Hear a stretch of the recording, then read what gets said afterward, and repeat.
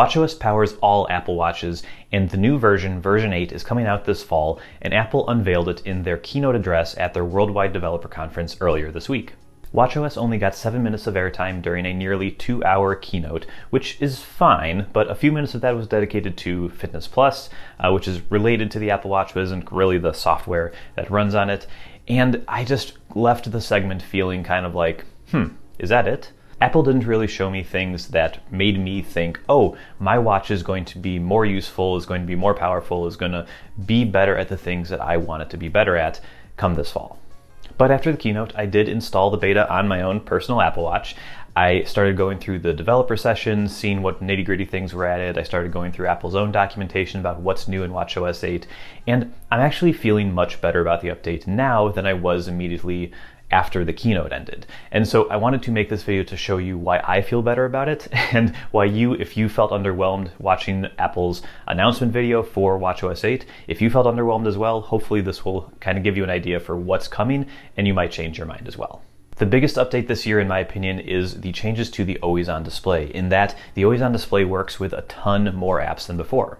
So when the Series 5 debuted with an always-on screen, which was a great update, it was a huge hardware update to the watch, it was wonderful, but the always-on screen really only worked perfectly with watch faces and the Workouts app.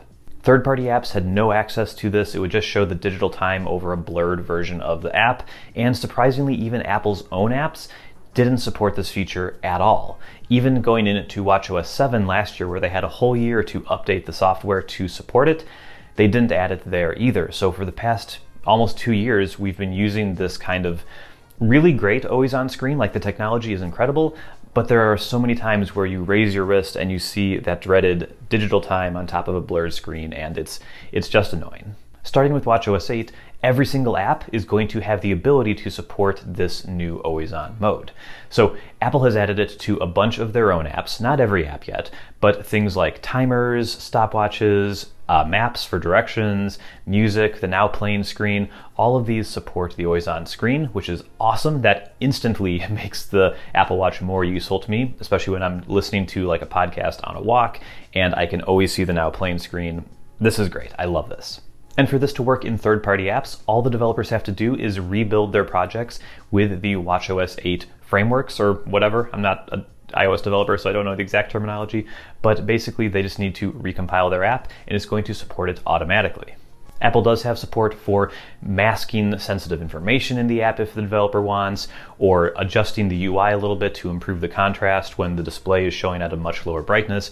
There's some things app developers can add to make it a better experience, but just out of the box, it sounds like it's going to be really easy for app developers to add the support, and I think that's going to be a great improvement to the overall Apple Watch experience.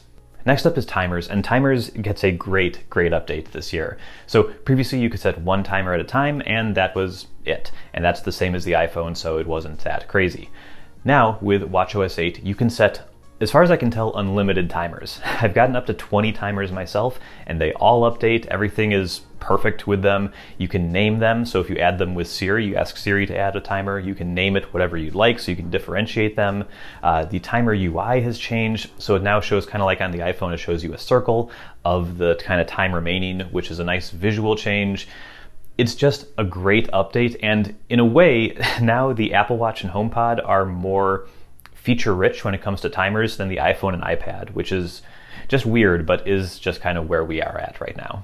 Before I go into a lightning round of all the other things Apple changed this year, I also wanted to give text entry a shout out, which is not a thing you might expect, but over the years, Apple has added new ways to enter text on your Apple Watch, whether it be scribble or dictation or emojis.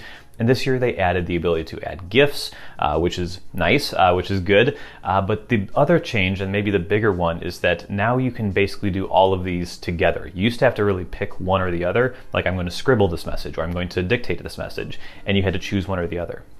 Now you're able to bounce between them. And so, for example, I could start dictating a message. I could be like, ooh, that didn't quite get it right. I can now use the digital crown to just kind of like scroll back to the spot where I want. I can move the cursor with the digital crown, and then I can delete, and then scribble in the word that I wanted. So I can mix and match. It's really nice. I don't do a ton of writing on my Apple Watch, of course, but for those times where I do, it is nice to have that additional flexibility. So I'm a big fan of this update as well. All right, and now we're going through the list of just little things that they've updated that I'm really happy about. The Breathe app is now the Mindfulness app, so all the Breathe stuff is still there, but there's another option when you launch the app to do a mindfulness exercise. So you can do a 1 to 5 minute mindfulness exercise. It's kind of similar to something like Headspace, where it'll give you a prompt, it'll play some soothing animations and give you some haptic feedback as you do it. So that's nice if you're into that sort of thing. I might give it another shot. I always bounce off these things, but that's definitely a nice update for people who like that sort of thing. They spend a lot of time on the Photos app, so I won't really go over that here, but lots of changes have been made there. More photos will sync over, things like your memories on this day, that sort of thing will sync over. There's a new Photos watch face that isn't in the first developer beta, at least as far as I can find, but they say the Photos watch face is the most common one out there, and so they wanted to make that better, so there's a portrait mode version of that. It looks nice. I don't know if I'm going to actually use it because I use Infograph Modular, but it's definitely anything that makes watch faces look nicer, I'm a big fan of.